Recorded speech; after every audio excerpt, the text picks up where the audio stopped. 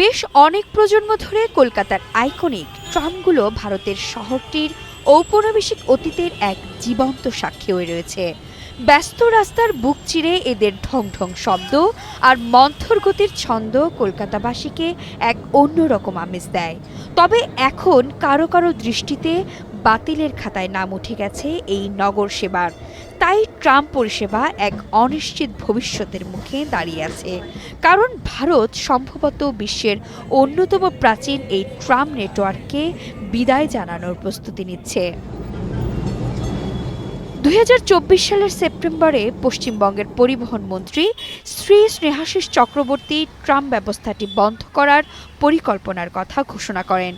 যানজট বৃদ্ধির কারণ দেখিয়ে এশিয়া তথা ভারতের এই প্রাচীনতম পরিবহন ব্যবস্থাকে গুটিয়ে নেওয়ার সিদ্ধান্তের কথা জানান তিনি। যদিও সরকার একটি ছোট রুটে হেরিটেজ ট্রাম হিসেবে সেবাটি টিকিয়ে রাখার প্রস্তাব দিয়েছে, কিন্তু এমন সিদ্ধান্ত শহরবাসীর মনে ব্যাপক ক্ষোভের জন্ম দিয়েছে। সাধারণ মানুষ এবং ঐতিহ্য সংরক্ষণকারীরা ট্রাম বাঁচাতে আদালত পর্যন্ত গিয়েছেন। কলকাতার প্রথম ট্রাম ছিল ঘোড়ায় টানা, যা 1873 সালে শুরু হয়েছিল। 1902 সালে এটি বৈদ্যুতিক ট্রামে রূপান্তরিত হয়। 1970-এর দশকে যেখানে 52টি রুটে ট্রাম চলত, 2015 সালে তা কমে দাঁড়ায় 25টিতে।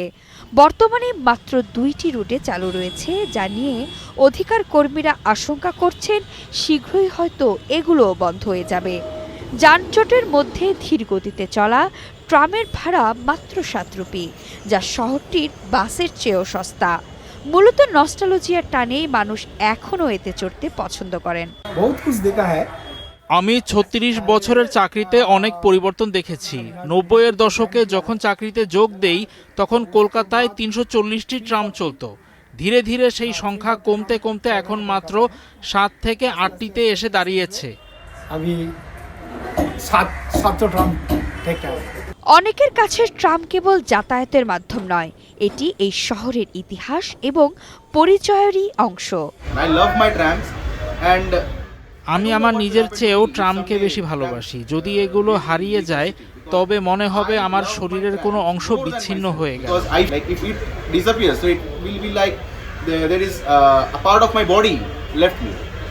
সিটিইউ এর পক্ষ থেকে জানানো হয়েছে যে ট্রাম বন্ধ করা কেবল দূরদর্শিতার অভাবই নয়, বরং পরিবেশগত স্থায়িত্বের ক্ষেত্রেও একটি বড় ধাক্কা।